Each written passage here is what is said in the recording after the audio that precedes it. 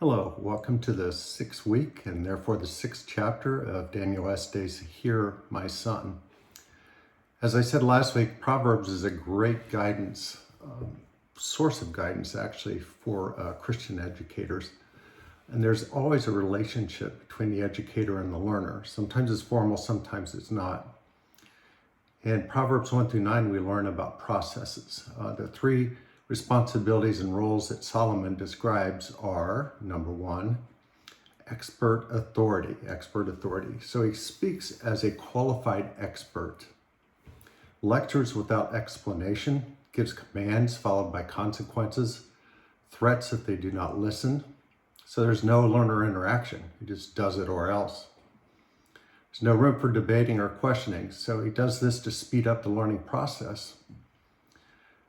Gets authority not from power, but from knowledge. The teacher is considered very reliable. This book is called Hear, My Son, and this is really an example of this type of teaching. It could be called Listen and Learn. It's telling you, hear. It doesn't say anything else. It doesn't say, hey, I'd like to run this by you. So here's a good example. This book's title alone is using that type of teaching. So the second is facilitator. Sometimes they use the teaching strategy of incentive or invitation to learn.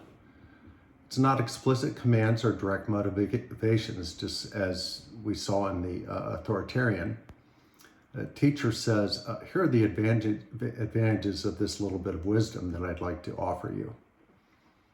So who bears the primary responsibility on this one? Well, it's the learner. The learner must decide based on the wisdom of the facilitator. The teacher is not mediating between two decisions here. He brings the learner to the point where they make the correct decision. Since the learners are active participants, the teacher must also give constructive feedback and guidance. He has to assist the learner to learn for himself or herself. Effective because it causes the learner to think more and to make their own decisions. The facilitator is an encourager.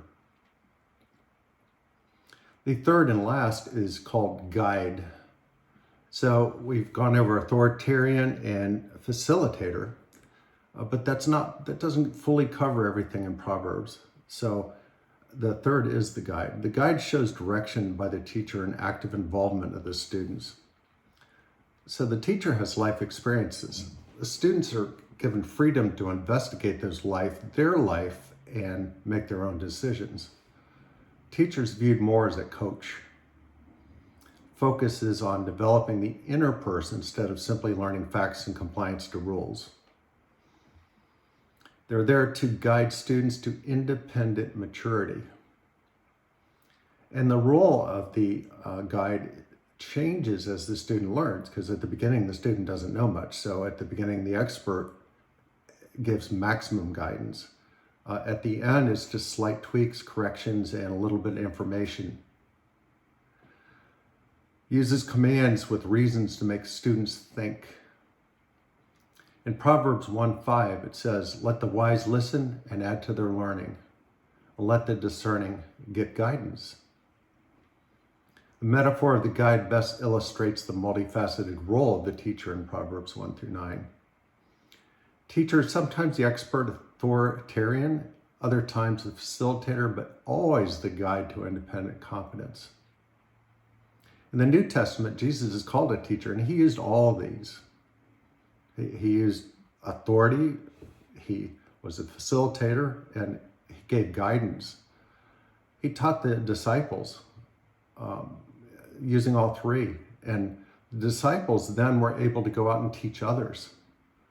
So this teaching took Christianity to a place that people would never have dreamt at the time, spread it throughout the world eventually. So I look forward to seeing you next week. It's our last week together. Have a great week.